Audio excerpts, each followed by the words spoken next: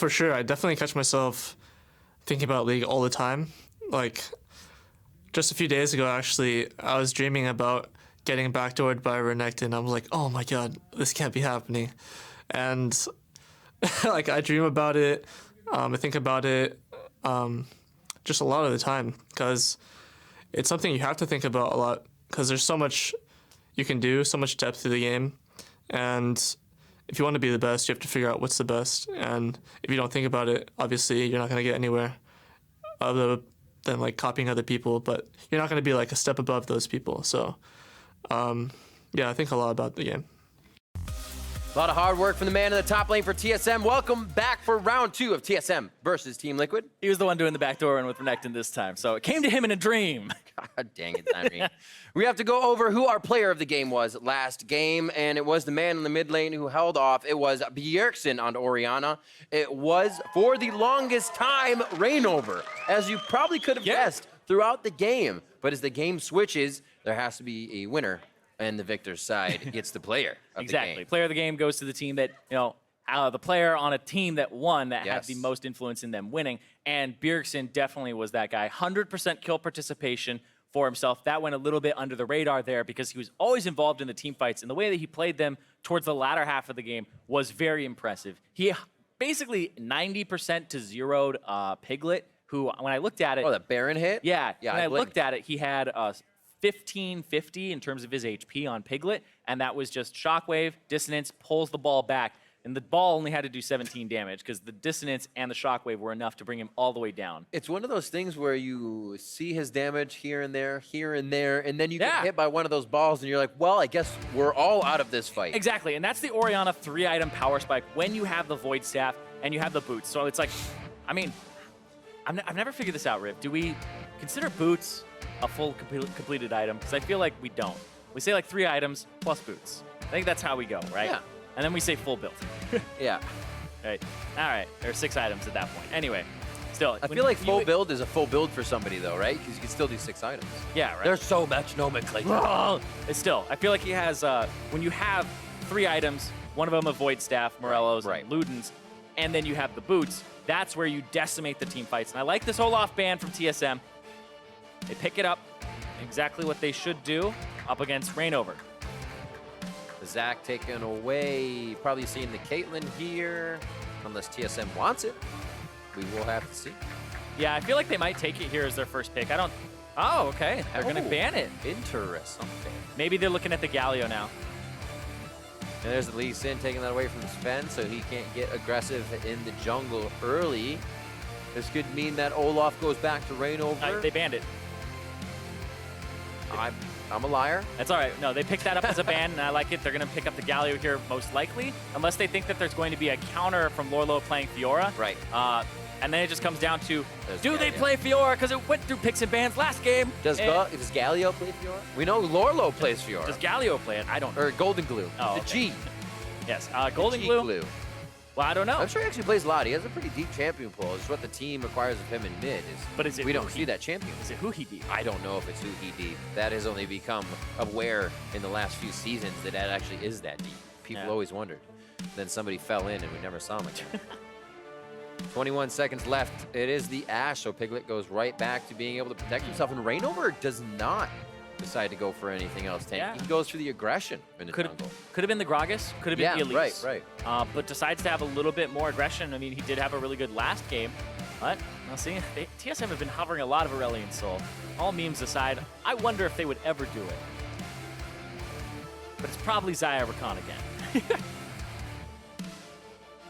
Definitely have to see a switch up on the Rakan ultimates. I mean, you can't blame the other team for dodging well, right? That's not on Biofrost if TL's doing very well at dispersing themselves when he goes in, but we'll have to see if his looks are a little bit better. So TL cannot be dodging these. Cassiopeia real quick for Golden Glue as he feels that whatever counter Bjergsen has. But yeah, it was immediately Cassiopeia pick, Orianna ban. Yeah. Very quickly back to back. So they just banned out the #1 counter. They'll probably ban out Taliyah. Syndra is also on the table, though. They actually got the Fiora ban fast, so in TL's way of saying, haha, think quick. Yeah. They're like, here, take that back. Think quick on your side. Yeah, Fiora, I'm very interested to see how much Counter Logic Gaming will affect the meta with that. What happened, where they were able to play the Fiora mid and chase around the Galio when they were playing on red side. I thought we were going to see it in EU. I know. You can play it and pick it third pick here on red side, and then you can just chase it around because you have final pick, and we'll know where that Galio is going by that point. But the Cinder Band comes through. Talia would be the thing that Bjergsen's put on now, which isn't too bad in terms of like the top 3. I think it's quite good. Thresh. Making sure they don't have the soft counter to the Rakan. Bard is still something that MatLife loves playing, though. Difficult laning phase they had on the side of TSM with the Thresh in Matt's hands. Will we go for the Bard? It was hovered last time by Lorlo. Yep. And it looks like they locked it for Matt here. One of his best champions, so comfort for Matt, and it feels like the meta should suit Matt. Bard, Thresh, playmakers. But he's really kind of still been... I want to say he's disappeared, right? He hasn't been very visible, hasn't been in the center spotlight like a lot of the playmaking supports who are very happy about those aggressive champions being back. Like Smoothies jumped up, Hakuho, he's also getting a lot of recognition for his play lately. And even Biofrost as well with some playmakers. Biofrost back to his tried and true Thresh. I mean, this is what the guy came in being kind of known for, even though it was like a Karma era when he did come in on TSM. Is this? No. It's still held. It's held. Yeah, 5 seconds it's left. Talia, but if it is the ribbon, then it's kind of troll, but okay. Oh, AD all across the board. Obviously a little bit from Galio here, but it will be Bjergsen's. Galio in the mid lane. Hanser will take Jarvan to the top side, and Sven will take that Elise to the jungle. What do we get in top side here for Team Liquid? This is going to be a pick for Lorlo. Yeah, at this point, you would want the Fiora or you would want the Kennen, but they're both banned away. So the Gragas would be the tank that can actually disrupt team fights. And like I said earlier, goes even, slashes a little bit behind in wave clear compared to the top lane here. And then he eventually goes up. Interesting. A lot of these matchups. But I feel like this TSM team is Bjergsen once again on Galio. You know, TSM fans start holding their breath. They remember last time.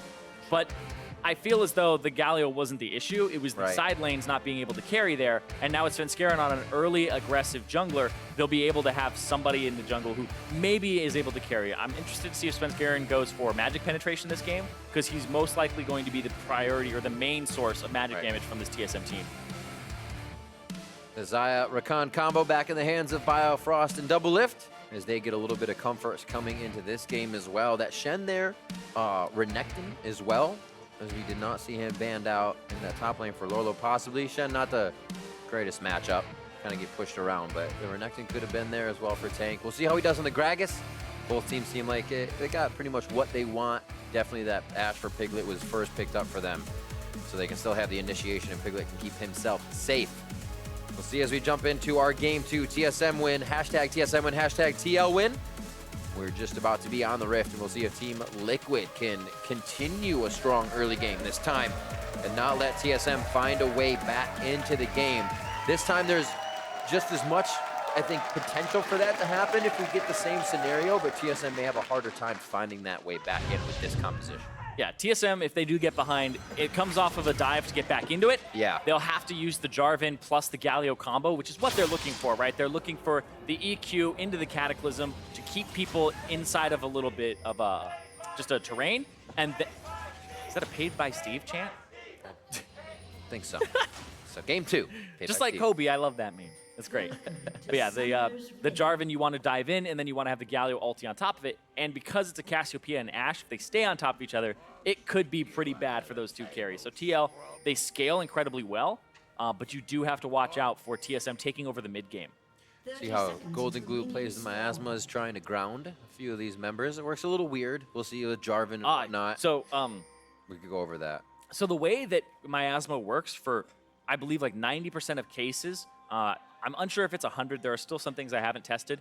Is Miasma is basically a root effect that you can walk while you're rooted. Right. Which doesn't make a lot of sense, but it means that you can actually cast things in Miasma that you can cast during roots. You can Jarvan EQ while you're on top of Miasma, because he can do that normally while he's rooted.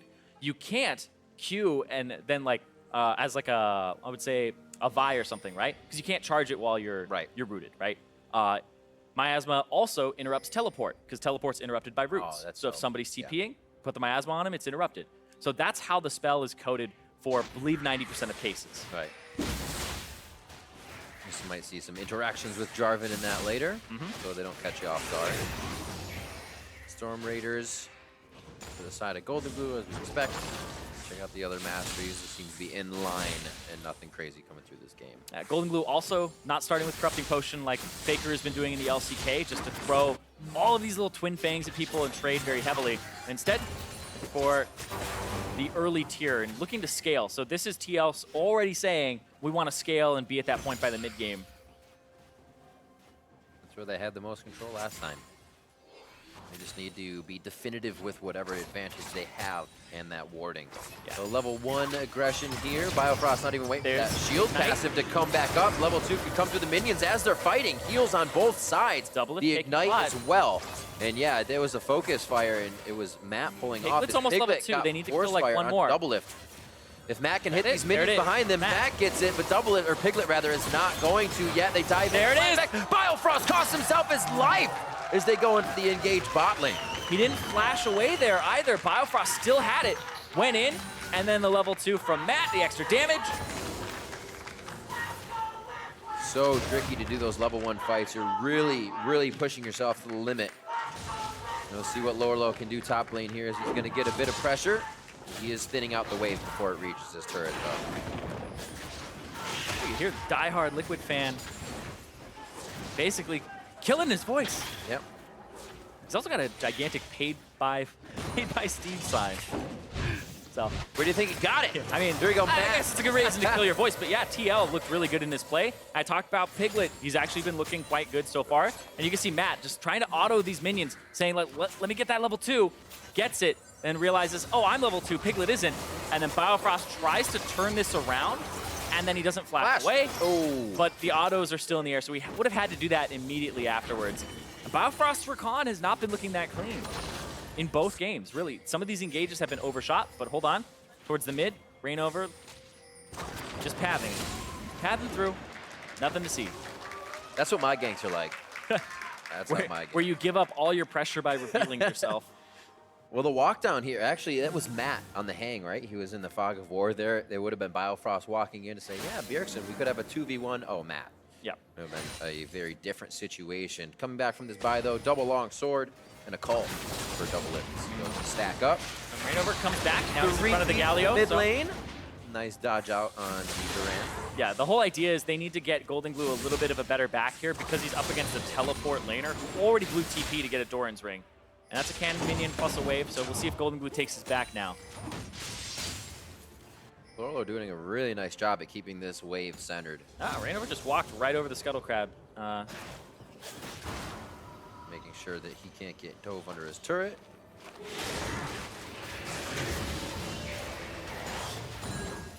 Good push by Bjerg. Are they going to miss? Golden Glue actually backed twice there. He backed, and then he had to run away, and then back again. So completes his tier, and he's going for, looks like a Rod of Ages next as well. This minion wave down bottom, though, a lot of minions in favor of TL. You don't want to trade if you're TSM at this point. But TL instead want to maybe force an engage or look for some type of pick or stun so that they can use all these caster minions that are just going to push this wave very heavily.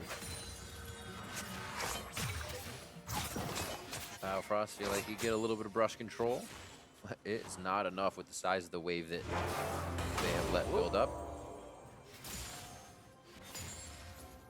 Now, harass them under turret while they try to pick up these minions. Another one missed. 37 to 28, still something to clean up on this, but this is what happened last time. You had the Thresh, you had the Ashe. They were able to push in double lift and Biofrost quite a few times, and this was actually when Rainover was all around the jungle doing much more. Here he's actually relieving a bit of pressure on the bot side, so he's still trying to be all over the place. Yep, looks like Svenskeren going to go to the top side. Oh, that's going to connect. But Rainover actually didn't come with. He actually went towards his jungle. Svenskeren going to get time to put down wards in the top side jungle here. So he bought the Tracker's Knife, as soon as they saw Reignover bottom side, puts a control ward behind his red, and now he's going to ward up top side because the red buff will be coming up shortly.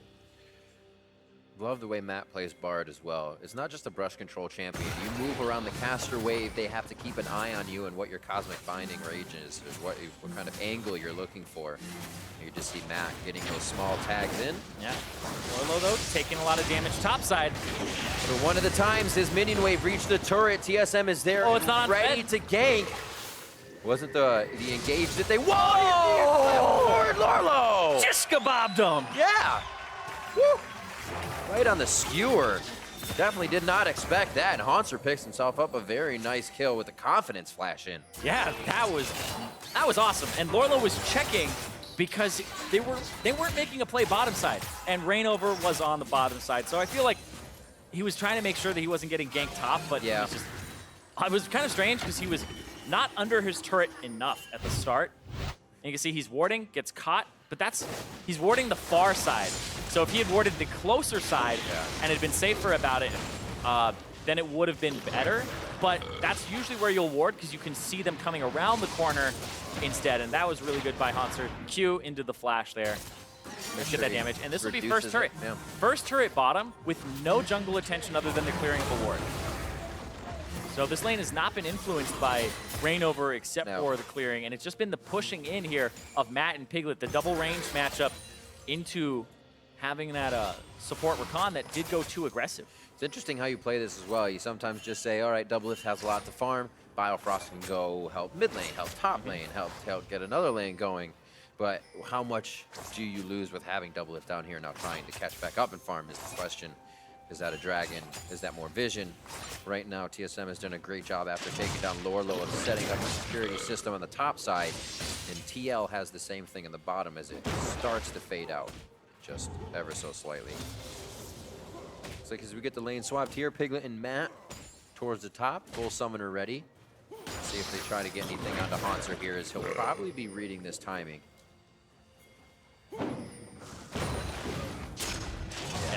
Sees Lorlo playing a little different. Yeah, too aggressive there. And TL, it's a good swap from them. They did this the other day too, where they have a good timing. The bottom lane will then go to the top side. And like you said, their mid game is pretty good where they have the right rotations here. But it's just the pushing after they get that outer ring of turrets. The tier 1 turrets are the things that are easy for TL. Maybe the tier 2s should like backdoor them in their dreams or something. Take a note from Hans's book. It's always in the dreams. That's how you manifest it. If you think about it enough, it should happen. I love that word. I love some things. Manifest it. Just make it happen. Manifest a gank top lane? It's going to happen. Yeah, Biofrost hasn't shown himself yet either, and Svenskeren here too. They're going to try to 3-on-2. See, almost. They didn't manifest it hard enough. Svenskeren walked away. Yeah. The words are there, though, so TL can actually play this. A little aggressive, baiting in Svenskeren. Also knowing he's over at blue. Transfer this to Bjergsen, so his wave will never stop pushing. Oh, swag. If I ever saw it. Bot lane cleanup here by Lorlo as things, the pressure a little relieved. I feel like anything can happen here at the top lane if somebody missteps. And now they put the matchup back where it was, the 2-on-2 in the top lane now, playing for the turret. Gotta watch out for that. There's this ward, the control ward behind TL. Hold on though, Svenskeren. Reignover going in. That is a lot of damage in isolation for Sven. He's forced to flash out, actually gets Reignover's as well. As he gets the Bard Shrine to heal back up. Vision and control for TL is now from mid to top. Like we said, the rotations are good. Already picking off people as they go through the jungle. It's what can they get after that next. There were a lot of times last time when we saw Biofrost go down and TL didn't get anything as a result of those kills. You have to always be proactive. Hauntzer being very aggressive, winning this matchup pretty heavily. The Q from Jarvan, a lot of people forget that it actually shreds armor when you actually pass through and deal damage with it. And it ends up shredding 26% in 3 seconds. So as he starts getting something like a Black Cleaver under his belt, you're ending up with about 50% there, the 24 plus the 26. But it's a little bit different in terms of how it stacks. But still, it's a lot of armor shred. So even though TSM is a quote-unquote like all the AD composition, I know some people would be like freaking out, like, oh no, all physical damage. But they still have Bjergsen on Galio for some magic damage, and Svenskeren, we'll see if he goes for a more magic damage-oriented build.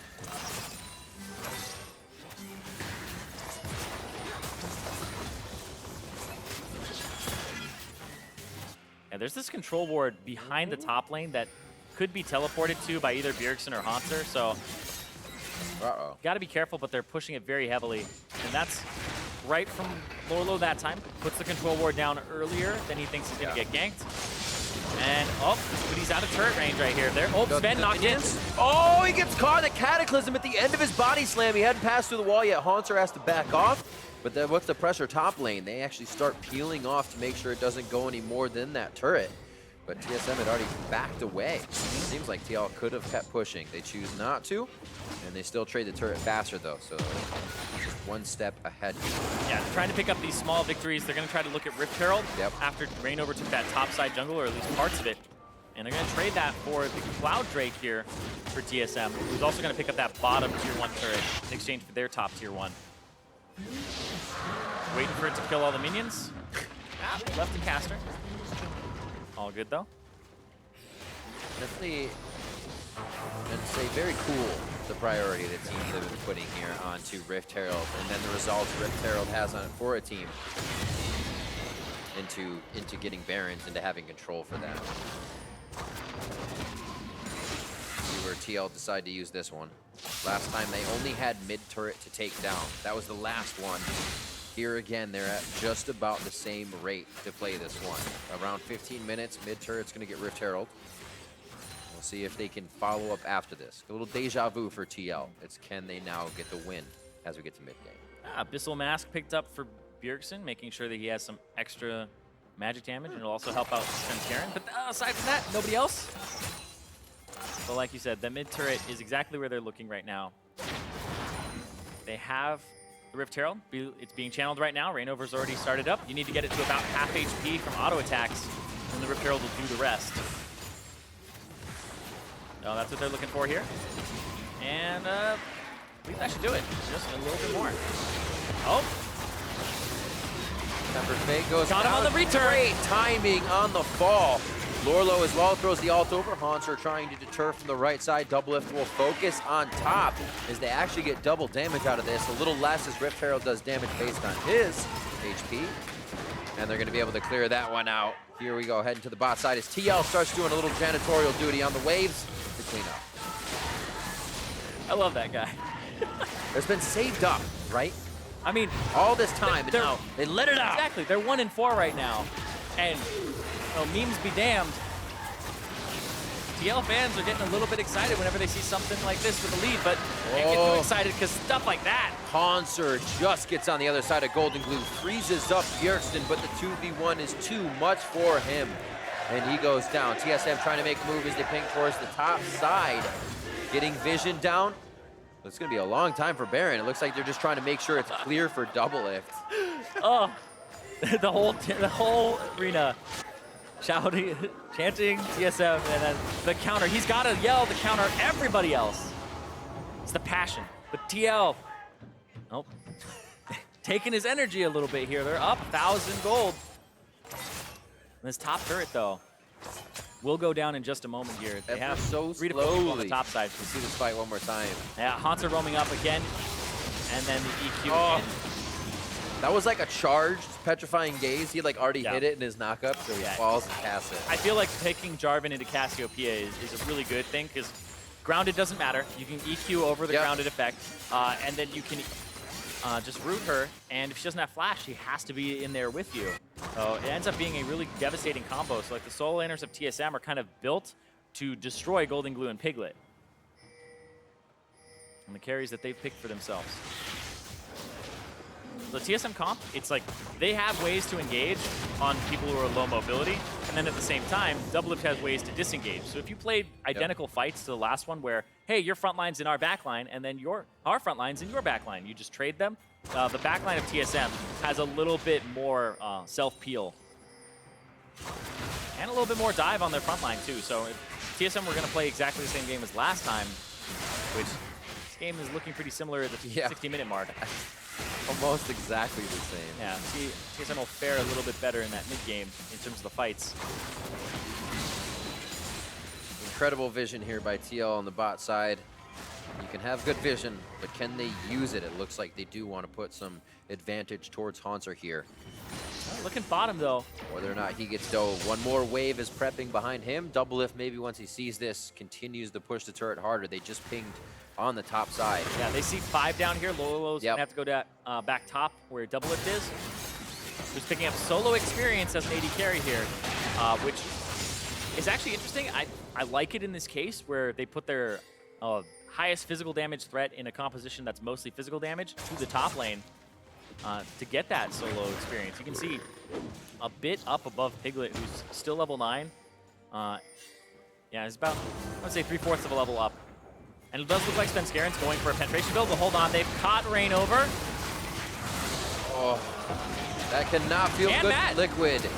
Liquid has all of their members going into one position. They're being pulled apart now as they start to pull back for Doublelift's pressure in the top lane. And Team Liquid cannot get away from TSM in the retreat. It's these tier 2 turrets. TL had vision control last game of the top side where Baron was, and now this game they have it on the bottom side. It's littered with wards. They should see everything coming a mile away, and then they try to go a little bit deeper, and they end up getting punished there because of the engage from Biofrost.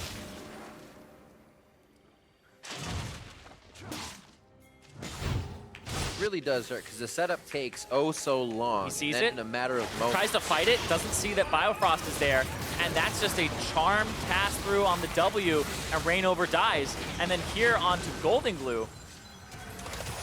Doublelift is flanking. Doublelift comes down from the top side. So it's an 80 carry flank onto him, and he already used his Petrifying Gaze there, and it missed.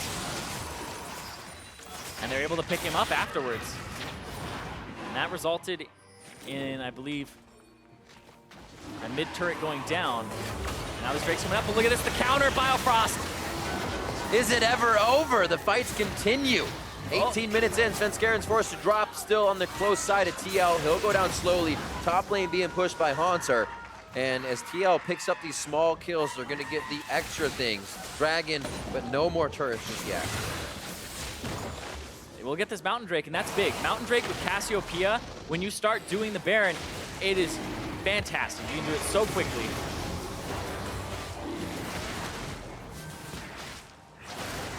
He's not even gonna show up.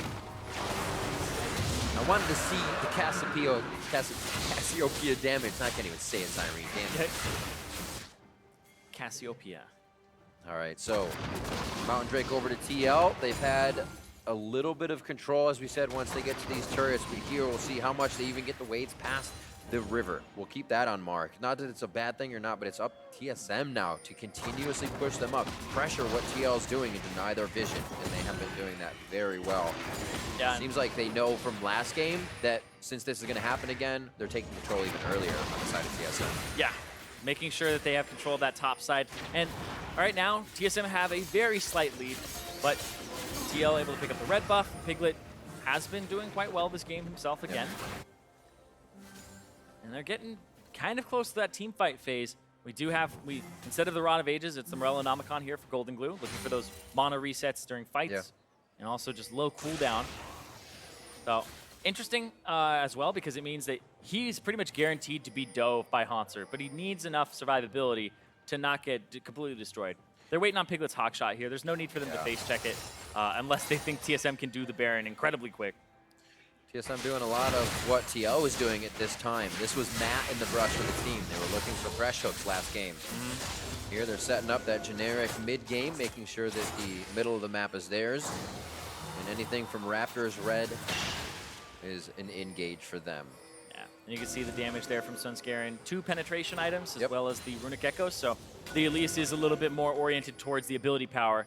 And then I believe he'll get the Leandries afterwards, and then that's really what is he getting as Elise? Is he going for the tank stats at that point? Because we've seen him so far, beat 2 of those 4 deaths from getting picked off, and it's quite easy to do at that point. Catching the tank. Bjergsen actually got the Justice Punch into Reignover for the flash out, but they go back in. Biofrost on the back line, charming everyone up. As the eyes glisten, TL has to regroup on this fight, and Golden Glue and the rest of the team once again limp away. The bot lane fight is still half and half between Lorlo and Haunter, so nobody comes out ahead here. Bottom lane, Haunter had the teleport, so it looked like Lorlo was trying to keep Haunter there so he couldn't TP in. There's a possibility of a flank ward or a way for him to get in and really mess that fight up, because that was one that was very close to going either way, depending on if one more piece of CC landed. Intentions can be seen in Team Liquid's inventory. At least 7, another pink ward being brought up. 7 of them now coming out into the field to try and lock down this vision so TSM can't get in and under the skin of TL. Baron's going to be a big thing. I think a lot of these pink wards are going to be done in just kind of the ward war, if you will. Placed, killed, placed, and fought over. Yeah, if TL ever get to the point where they can get a pick, they will do the Baron incredibly quickly if they have all 5 members up. The Cassiopeia, infamous for being able to take the Baron with a Mountain Drake, making it probably the best Drake on her. It's like, damn, those Cassiopeias. They take it so fast in Fog of War. So they want control. As soon as they'll establish control, we'll see if they do anything with it. You can go for picks with this composition too. You have the Ashe, you have the Bard. Just have to watch out for the tanks, the beakiness. It's one of the kind of criticisms of playing a Galio mid is you have no big like 80 carry threat burst mage or something that like kills tanks very quickly, but you have another tank that has high income. So the fact that they have this Galio that can face check, that can kind of waltz in, we saw what just happened where everybody had to kind of focus Bjergsen down, and they still didn't even get him. Right. Is huge. Because if you're playing against a pick comp like Ashe and Bard, being able to have somebody live for 5+ seconds is huge. And look at that, they're on Piglet. Oh! Wants to dunk him. Hello! Piglet gonna have nightmares after that one. Haunter living his dreams. And now 5-4, 23 minutes on the second tier in mid. And it looks like TL won't give him anything else to grab onto, but TSM is definitely looking. And like I said, this Jarvan pick is just built to go after Piglet and Golden Glue. And that wasn't even a teleport from Haunter. They're looking for more, though. Lorlo's coming in, the teleporter bringing the fight to the rest of the team. That's how it goes. A good kill by Reignover as he drops down on Svenskeren with the spikes. Lorlo. Haunter went in. He's looking for the cleanup. He's trying to save Golden Glue. They get the pop down onto Haunter, and they finally take him down. Yo, I gotta say, Matt, 100% KP, and that was all him in that fight. The binding to actually lock up Haunter and stop Bjergsen on the first charge, and then the binding afterwards, brilliantly played there from Matt. Really, you're seeing the comfort on Bard there. Haunter, though, the flag and drag in, and then the flash afterwards. All right, from Piglet, gets absorbed. And this right here hits Haunter. Now you see Bjergsen can't keep going. Then Golden Glue gets caught, and then the Bard ultimate will come through afterwards. And that's really big as well, because it just kind of zones them away. And you'll see here, boop, Bjergsen can't get in that area to guard the retreat. Sven gets killed on the way down. Another stun lands, and that means Reignover jumps forward. And then right here, almost kills Golden Glue, another stun. Matt in there, landing stun after stun, didn't miss one in that fight. Can't dog on Haunter on that. That looks so juicy. Oh yeah, no, seriously. It's like 100% of the time I would dive in. Every time, 100%. Every time. So close this game. 800 gold means nothing 25 minutes in. 6-6. The turrets are dropped equally as well, so nobody can really route each other behind the turrets. It has to be done from the front. We saw TSM try to go through the front door that time. We're going to see something very soon. This Drake, both teams want it. They want Piglet. Jump on Haunter. Here comes Bjergsen. Piglet gets hit up. Biofrost gets himself in, charms up the rest of the team. Lorlo's going to go down next. The rest of TL call retreat as they go to the top side mid of the map. And now it's going to be Dragon, the next mountain, going over to TSM, along with their Cloud Drake. Like I said, they have control. You're going to see something very soon because TL want that Drake. You get 2 Drakes, you get this Baron in the blink of an eye with this composition. But TSM, they've already got Piglet's Flash the last time. They combo it together with the Cataclysm and the Hero's Entrance, like I had stated in Champion Select, and they're just going after Piglet every time. Going after these carries, these low mobilities, man, and that's what TSM's strat is here. If you don't have a high damage composition, it doesn't matter because you're hitting a squishy in the back line, and you can reach him every time. Haunter, doesn't matter about Lorlo right there. Goes in, Piglet gets knocked up, gets healed, gets redemption. Then he still drops because of the damage that comes through afterwards. That's just a fight you can't feel at that point. Lorlo tried to cast back. He tried everything he could. So are these only for Baron? Because they still have these pink wards. Since the last fight when they came out and lost at mid, they didn't place any of those. There were only 2 wards during that engage when Lorlo walked up. Still no wards when Lorlo went to place that, and they just lost Piglet. They're really focusing on one thing, and I think it's hurting them a little bit here. They need that vision down. Right now they're sweeping, and they're getting themselves into position to do something. Yeah, they're trying. But that Scuttle Crab's been taken. Blue buff does go over to Golden Glue. They just went into blue side and didn't leave a ward again. So Yeah. you got to breadcrumb yourself at least. Give yourself an advantage here. They're kind of just balled up with each other, hoping the fight won't go bad. Yeah, Matt has wards. I don't believe there's any left on Reignover, and they're just trying to get back to mid very quickly. There's a TP from Jarvan. They know Piglet doesn't have flash still. Cataclysm back up due to the CDR. I don't know what he's looking for there. Yeah. That's a head scratcher right there. I feel like TSM now are in a position where we need to get Lorlo's TP, start the Baron. Clear it out, start the Baron, push mid, and get priority there, and then go ahead and like try to get that teleport somehow. Because this Gragas will start to threaten that bottom side, or not, I guess. But look at this, there's the pick. Things are super scary. The vision, the one that does go over the wall, gets them taken down. Because TSM had moved up too far, and they are going to go past their wards. Golden Glue's going to be next. Seraph's Embrace goes down, but here comes Bjergsen. You cannot take down the Baz brothers this time. And TL, the rest of the team, making their way to the base for safety. A stun up going on to Haunter. He knew it would happen, but he's just chasing them out of the fight. And Baron in the eyes of TSM. Yep. Jarvan and Renekton, great bruisers to be playing, and Haunter seems to be quite adept at them right now. Just diving straight in. And look at this. Because instead of going for the Baron bait itself, they just bait the area, and they get the pick that they want on Reignover. So there's no chance of a smite steal. Piglet's got to be careful, though, because Haunter can always just EQ onto him. Lorlo? It's hit and Sven, guys. All right. And there's also no pressure for them to have to go back right away. They could have stayed, but they're going to get themselves onto the base fast, get back out onto the rift. Monster stays top to make sure this lane pushes. And I said, let's like track the waves a little bit. This is really the first time that we've seen, again, TL on this side of the map. Things have been tough. This is kind of what TSM went through first game, though. TL maybe kind of playing the deja vu where they repeat, where they can hold off. It's just becoming a little bit harder here as TSM is finding their leads. The early game is pretty good, and TL was looking for some advantage, but like they left Piglet alone. He gets dove, and I feel like they are not baiting objectives properly just yet. TL are actually dead last, 10th place in terms of their Baron percentage and their Dragon percentage. So Team Liquid really struggle at controlling objectives, including the Drake itself, which should be one that you say, all right, we're on this side of the map, we have a winning bottom lane.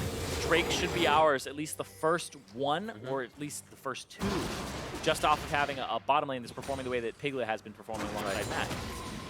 We did kind of see that here in this game for a bit, but a kind of loss of control after that swap. We saw them try to go top.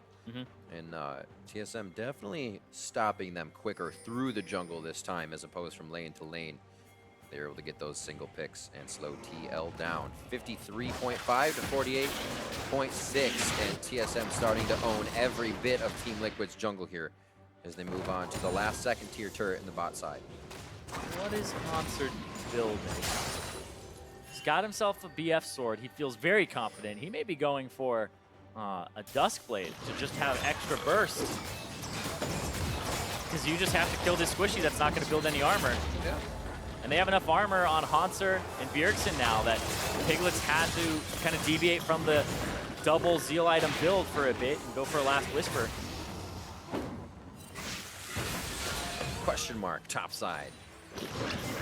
It could also be Guardian Angel. That's right, BF Sword does build into it now, which is actually probably the most likely one.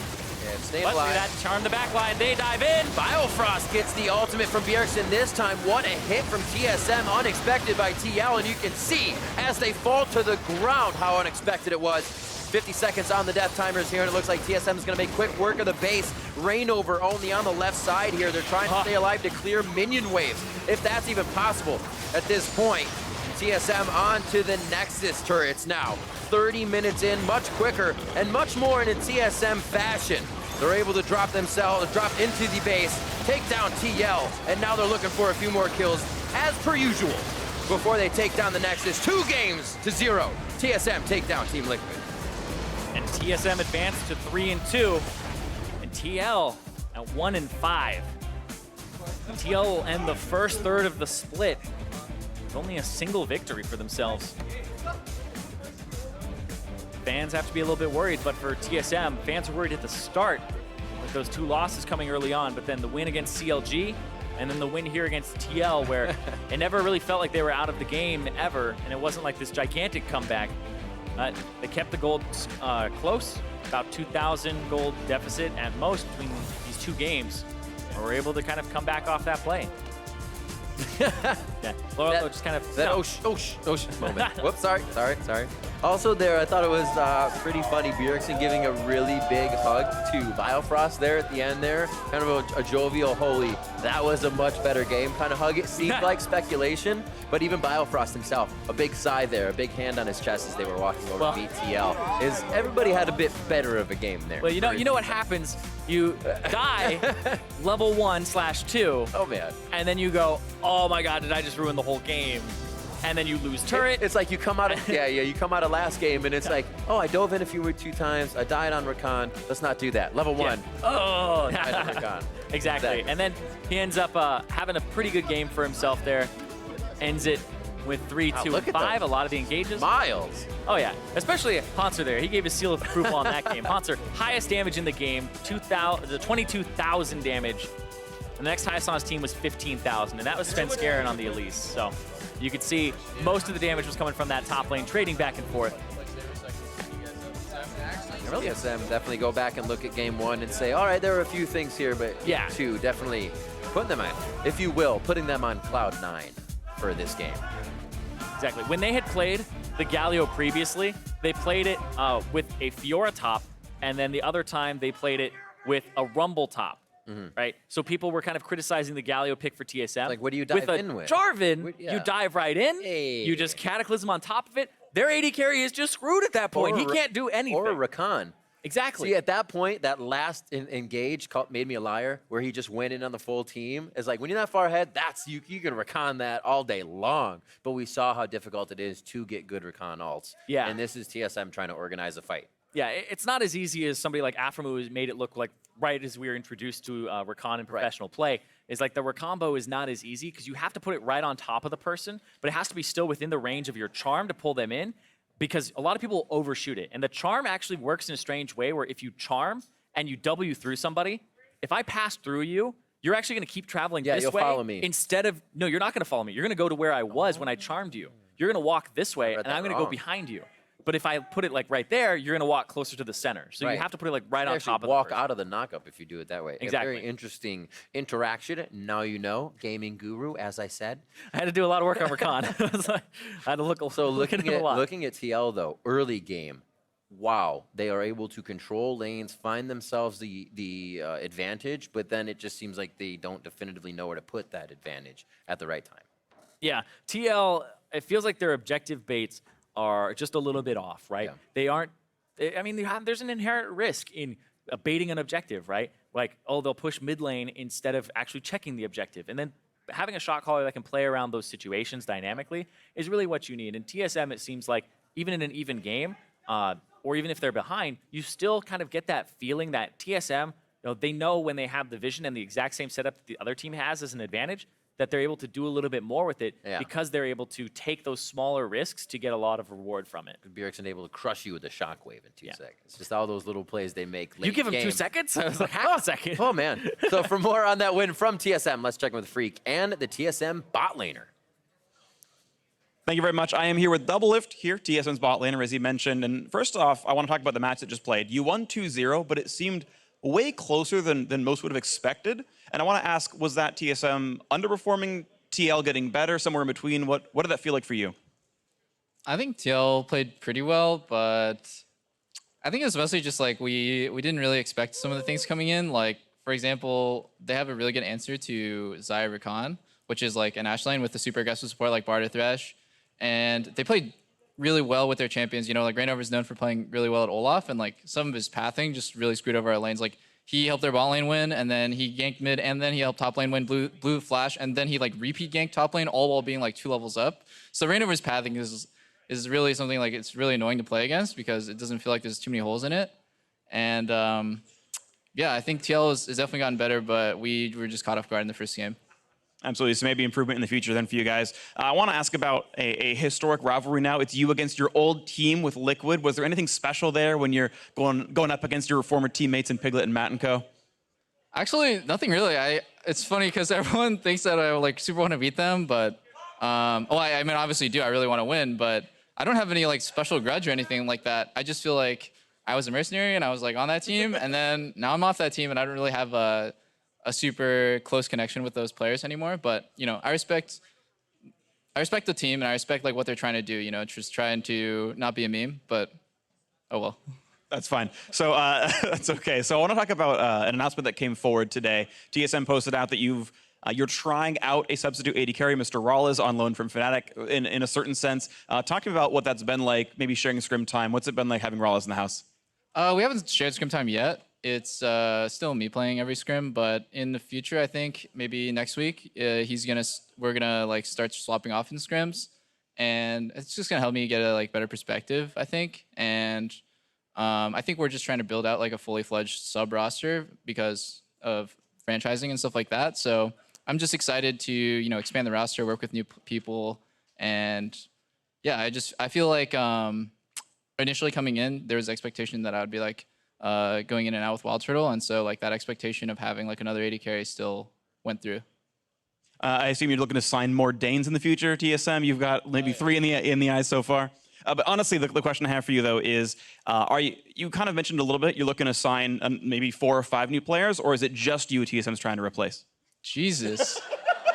I think I'm not 100% sure on the plans. I'm pretty sure that we're trying to do a full-on sub-roster because of the academy system that's coming in the near future. So, you know, every team is going to have a full-on 10-man roster, and I think we're just trying to get a head start and grab the goodies before everyone else does. I like that plan. So final question for you. In 3 weeks' time, you're going to be representing North America at Rift Rivals over in Berlin, battling against Europe's best alongside Cloud9 and Phoenix One. Tell me how that's going to go. You going to clean sweep?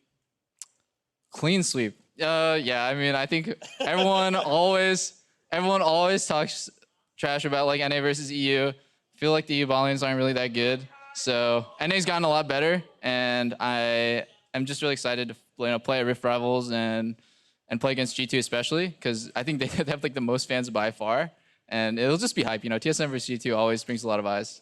All right, it's going to be a fun one, Double. Thank you very much for the interview. Congratulations on the win. We'll see you tomorrow playing as well. Back to the analyst desk. Thank you very much, Freak. Doublelift there talking about how Team Liquid did have some solid answers, at least to their laning picks. And if we go all the way back to Game 1, I want to reference that Team Liquid has found early advantages in many of their games, particularly Game 1. I mean, the 8-1-8 performance on the Olaf from Reignover in a loss. Pretty impressive, but of course, you know, stats are one thing, the W column is another. Yeah, and I mean, like the Olaf, you know, for Reignover is kind of like the Aurelian Soul for Huhi. You give it to him every once in a while to refresh your memory that like, oh my god, he's a beast, don't give him this champion. It's a huge crutch for him and the whole team, so right. Get it out of there. And then once, you know, they're forced off that in Game 2 after failing to win Game 1 with such an early lead, it's obviously a much tougher task for Team Liquid. Well, and that's the thing, right? You push him off the Olaf in which he's able to create early action. He opts onto the Kha'Zix even while the Elise is up, letting TSM pick that very late in the draft. So again, picking themselves into a situation where they can't create as much action. Now, all that said, Piglet and Matt did do work here in the bottom lane, at least initially on the 2v2 that we saw just 3 minutes in. Level 1, they pick up this early kill, but still doesn't really get pushed into anything else. It's a good aggressive trade here on the side of TSM. The Xayah Rakan lane with the W on can do a lot of damage. After they get the summoner trade here in their favor, they actually end up burning 3 summoners for 2, and they can back out and play this a little bit safer. You obviously don't have your Elise pathing down here, so they're a little bit concerned.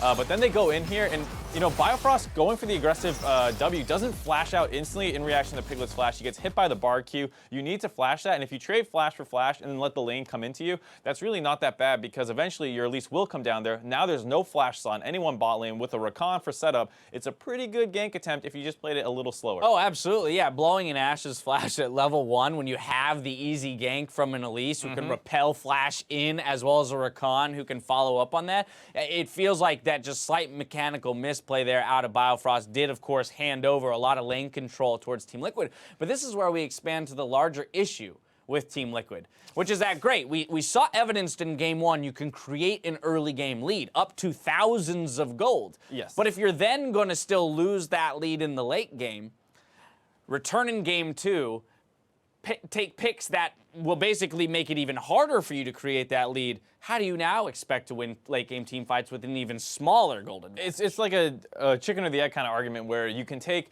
great early game champions, build these big leads, and then watch yourself throw them, which is kind of what tends to happen with Team Liquid. Or you can pick later game team champions, try and go a little bit late game, and hopefully with these better picks in the late game, it eases your, barrier of execution. Either way, they need to fix their own, actual problems. A champ is not going to change it too much.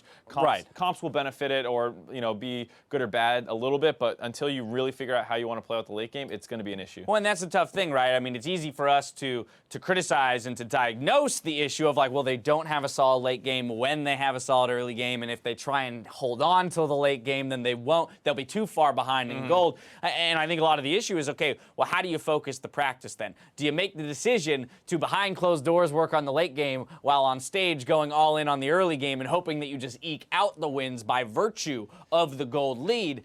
I don't know what the answer is. Maybe you as a former coach have some insight. It definitely depends on what you're seeing behind closed doors, because from the outside, without hearing the communication, without hearing what's going right or wrong, for us, it just seems like they can't win a late game team fight, no matter what. We've seen them with 5K gold leads, even in the series that they won last week, losing games with a Baron, they get aced, pushing in inhibs. That happened multiple times, and it seems like, based off maybe some of the comms that came out, some of the things the players have said where they don't think they communicate well in the late game, until you fix the communication as the highlight, your team fighting will always be very hit or miss, depending on if you instantly blow somebody up or if you get into a scrappy team fight, you no longer have the kind of coordination that a better team does. Well, and of course, this was shown throughout this series as a whole. We're going to pull up the final fight just so we can get a little bit of a picture to throw with the language that we're using, but especially against a team like TSM, who domestically has always been one of the top team fighting teams. You can see this basically happened throughout both games, regardless of the goal differential. Yeah, and especially with this game having the Jarvan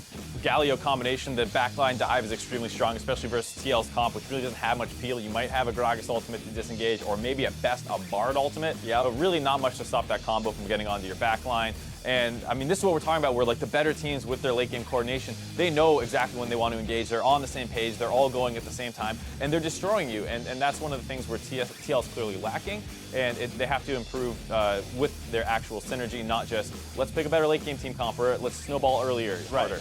I mean, Hansler coming up big here with a 22.7K damage for the team. That's a big Jarvan. He'll also receive player of the game. I also think it's kind of interesting to see Svenskeren actually so high up there, second highest damage in the game on the Elise, so it kind of points to how much he was making visits to lanes and involving himself in skirmishes. A lot of the early and mid game kind of broke down to once that initial bot lane death happened, TSM realized they wanted to split the map. They pretty much exclusively traded turrets and picked on Lorlo. That means a lot of the time it was both Jarvan and Elise, the two highest damage dealers in the game, killing him or at least forcing him off turrets over and over. And that's kind of why you saw those damage numbers the highest. And then after a little while, eventually Hansler has received so much of this gold in these trades that he's the big threat. And when you're going against two immobile backline carriers of TL with a big Jarvan and no way to stop him from getting in there, yeah, you're going to do a lot of damage. All right, so just let's close this out here talking about TSM for a moment, because at the beginning of the day, we kind of positioned the discussion around, hey, here's the teams that are, starting hot versus the ones that aren't. And TSM and Cloud9 both kind of found themselves in the middle of the pack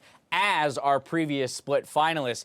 How do you feel coming out of this game? Granted, it was a 2-0. We even heard Doublelift talking that not necessarily confident in the way they played it out and the fact that it was as close of a series as it was within the 2-0. I think you have to look at a little bit what he said about how TL had some good picks into the Xayah Rakan lane, which is something that, over the course of the split so far, Doublelift and Biofrost have been smashing lanes. They have basically the best stats for anybody. And this was a time where they pretty much got countered in terms of how they wanted to play the game out in the early game. Their bot side losing is something they're not used to playing around. So I think that might be why it looked a little bit shakier than you would expect, because for the most part, Svenskeren played fine, Bjergsen played fine, and Hansler played fine. The bot lane got picked on more than we're used to seeing. All right, well, they got the victory while they're still ramping up on that roster. We've got more league action coming your way. Up next, FlyQuest Hit the Rift versus Counter Logic Gaming. As we go to break, though, take a look at Doublelift and Biofrost try to keep a straight face in this episode of Bad Jokes.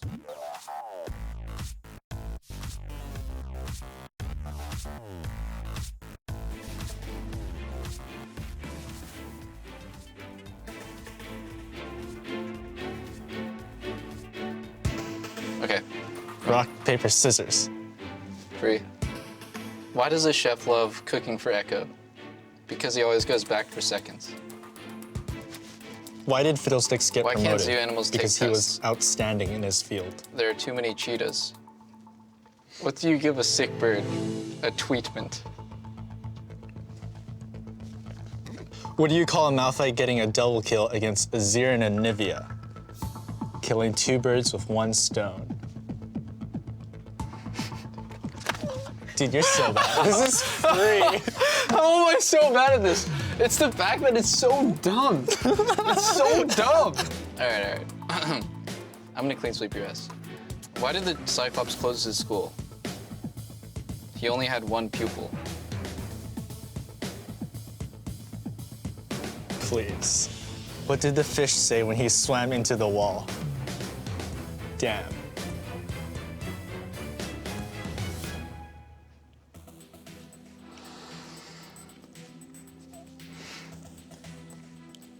What did the ocean say to the beach?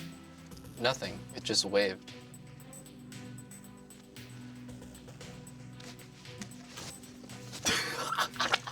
This fucking facial expression.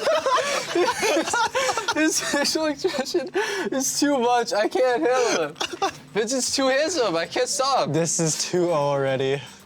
All right, you win. Fine. It's not even the jokes. It's literally just looking at your beautiful face. I told you, I've been preparing my entire life for this moment with all the videos that I watched where I tried not to Not laugh. fair. This guy is a pro. This is Freelo. This is amateur league.